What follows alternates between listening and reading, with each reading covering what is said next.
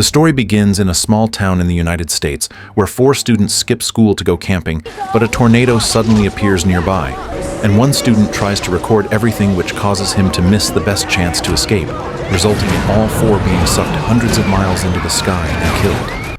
The next day, a documentary crew that specializes in filming storms also arrives in town, and the female lead Allison is a meteorologist among them. They have a highly advanced storm-chasing vehicle called Titus, with bulletproof glass, cameras installed all around the body, and a special ground anchor that allows the crew to remain safe even in winds reaching 170 miles per hour once it is driven into the ground. However, the crew leader Pete has been very unhappy lately because they have not filmed a single tornado in a year, and investors are threatening to pull their funding. Just then, a tornado warning appears on television, located 200 miles north of them, and the crew decides to head there to check the situation. At the same time, the male lead Donnie is introduced, who is an ordinary high school student with a younger brother, and the two live with their father, who is a middle school vice principal, while their mother tragically died in a car accident years ago. During this period, the brothers are helping their father prepare for the graduation ceremony, and when they arrive at school, Donnie runs into the girl he likes named Caitlin. Encouraged by his younger brother, Donnie puts down his work and goes to talk to Caitlin, and it turns out she is facing a problem. She planned to use a video she filmed of a paper mill polluting the environment to apply for a summer internship, but the video was damaged when she tried to submit it. Seeing this, Donnie immediately decides to help Caitlin reshoot the video, and the two skip the graduation ceremony and go directly to the paper mill to film it. Meanwhile, on Allison's side, the crew searches for a long time, but fails to find a tornado, and just as they are at a loss, hail suddenly begins to fall nearby. Allison checks her computer and realizes that a massive storm is about to arrive, and everyone becomes extremely excited. Before long, a tornado indeed forms in the sky, uprooting trees wherever it goes, and the crew immediately begins filming. Pete then decides to do something more thrilling and wants to get closer for better footage, so he deploys the storm chaser's anchor and waits for the tornado to arrive. However, the tornado suddenly deviates from its predicted path and heads toward the middle school instead. At the middle school, heavy rain pours down and the principal is forced to cancel the graduation ceremony, with everyone taking shelter indoors. Not long after, the tornado hits the school and the roof is ripped off, but fortunately the tornado is not very strong and everyone survives unharmed. After the storm ends, the father calls Donnie and learns that he and Caitlin went to the paper mill. But during the call, the signal is suddenly lost.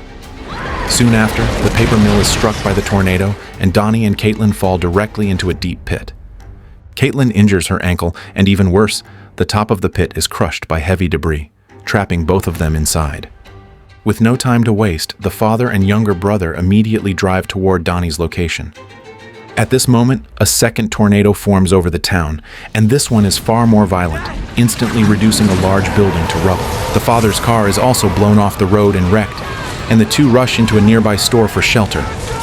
By coincidence, the documentary crew is also nearby, and Allison is nearly blown into the air because she fails to escape in time, but she manages to grab onto the car door.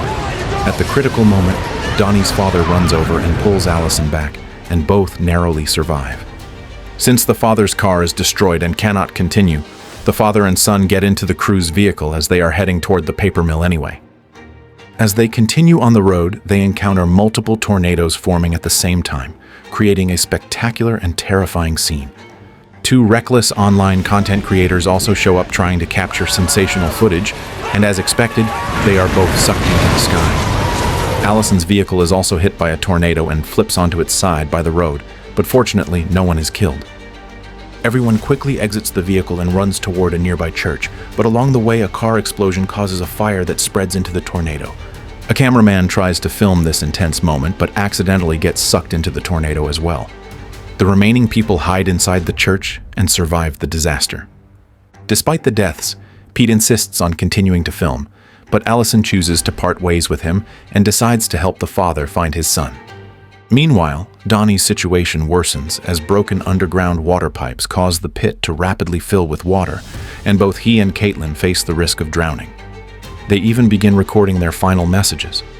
Fortunately, the father and the others arrive in time and find that both are still alive, but the debris is too heavy to remove. At the critical moment, the younger brother comes up with a solution and uses a car to crash into the obstruction. However, this causes a metal rod to pin Donnie's foot, and although the father rescues Caitlin, Donnie does not emerge. The father dives into the water, removes the metal rod, and drags Donnie out. After performing CPR for a while, Donnie finally regains consciousness, and father and son embrace tightly. Soon after, Pete arrives in the storm chaser, revealing that he came back to retrieve the footage. Everyone quickly leaves together, and on the way they see news on television that 2 tornadoes have merged into a Category 5 tornado. Unfortunately, this massive tornado is heading straight toward the middle school. In the critical moment, they rush to the school and warn the teachers and students, but the principal initially refuses to believe them. Allison explains the situation using her professional knowledge, and without delay, everyone boards school buses to evacuate. On the way, a collapsed power tower blocks the path of Donnie's bus, and the father is forced to turn back with the group. Soon after, road construction blocks their route entirely. Fortunately, Donnie knows the area well and remembers a nearby sewer entrance. Without hesitation, everyone enters through the maintenance hatch. At the same time, the tornado outside continues to grow stronger, with airplanes being lifted into the air and countless trucks and containers flying everywhere, plunging the scene into chaos. Before long, the maintenance cover is blown away, connecting the hatch directly to the massive sewer opening, while the guardrails are torn apart. If this continues, everyone will soon be sucked into the sky. At the critical moment, Pete steps forward, and after handing the footage to Donnie, he climbs out of the hatch and drives the storm chaser to block the opening. Unfortunately, the thick mud prevents the anchor from securing properly, and in desperation, Pete has the father extend ropes and tie them inside the sewer. Just then, the surroundings suddenly go quiet, and they think the disaster is over. However, Pete looks up at the sky and realizes they are inside the eye of the tornado, and this calm is only temporary. Soon, the disaster returns in full force, and everyone clings tightly to the ropes as the storm intensifies. The storm chaser fails to hold and is blown into the air, with Pete being carried to the top of the tornado. The breathtaking sight momentarily makes him forget the disaster, but the next second he falls straight down and dies upon impact. After some time, the massive tornado finally dissipates, and Donnie and the other survivors emerge from the sewer to find the town reduced to ruins with countless casualties. However, it is believed that humanity will soon rebuild an even better home. Through this disaster, Donnie successfully wins Caitlin's heart, and the two embrace tightly, while the bond between the father and his sons grows even stronger. At the very end, the 2 reckless online creators are revealed to have survived after being hung in trees, and their footage is still intact as they shout excitedly about getting rich. The film ends here. The movie was released in 2014, and is a small-scale disaster film shot in a mock documentary style, with decent visual effects and an extremely tense second half, making it well worth watching. Finally, if you enjoyed my story, don't forget to follow, and I will see you next time.